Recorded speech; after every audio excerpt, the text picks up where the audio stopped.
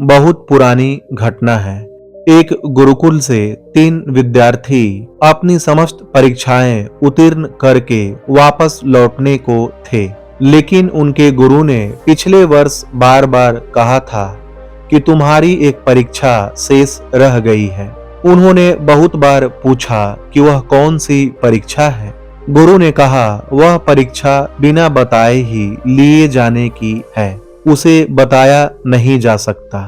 और सारी परीक्षाएं तो बताकर ली जा सकती है, लेकिन जीवन की एक ऐसी परीक्षा भी है जो बिना बताए ही लेनी पड़ती है। समय पर तुम्हारी परीक्षा हो जाएगी, लेकिन स्मरण रहे उस परीक्षा को बिना पास किए, बिना उत्तीर्ण हुए तुम उत्तीर्ण नहीं समझे जा सकोगे। फिर उनकी सारी परीक्षाएं हो गईं। उन्हें परीक्षाओं में प्रमाण पत्र भी मिल गए। फिर उनके विदा होने का दिन भी आ गया।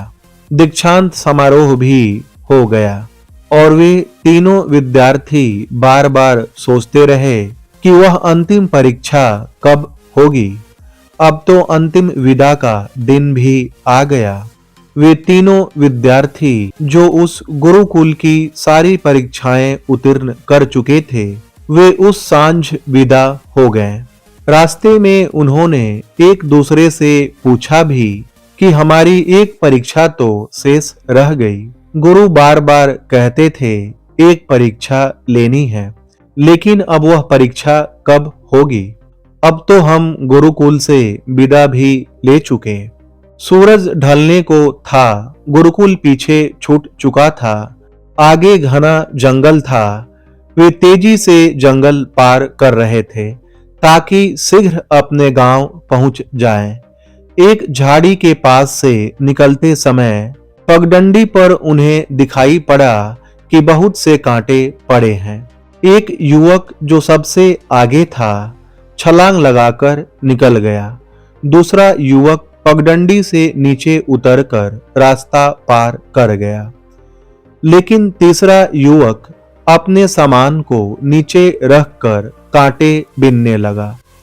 उन दो युवकों ने उनसे कहा, तुम पागल हो, रात होने को है, घना जंगल है, हम रास्ता भटक सकते हैं, इसलिए समय खोने का मौका नहीं है। हमें गांव जल्द से जल्द पहुंच जाना चाहिए। यह समय कांटे बीनने का नहीं है। वह तीसरा युवक जो कांटे बीन रहा था, उसने कहा, इसीलिए तो कांटे बीन रहा हूं। सूरज ढलने को है, रात होने को है, हमारे पीछे जो भी पथिक आएगा उसे कांटे दिखाई नहीं पड़ेंगे, इसलिए मैं कांटे बीन रहा हूं। तुम दोनों चलो, मैं थोड़ा दौड़कर तुम्हें मिल लूंगा। वह युवक अभी कांटे बीन ही रहा था और उसके साथी युवक चलने को हुए, तभी वे तीनों हैरान रह गए।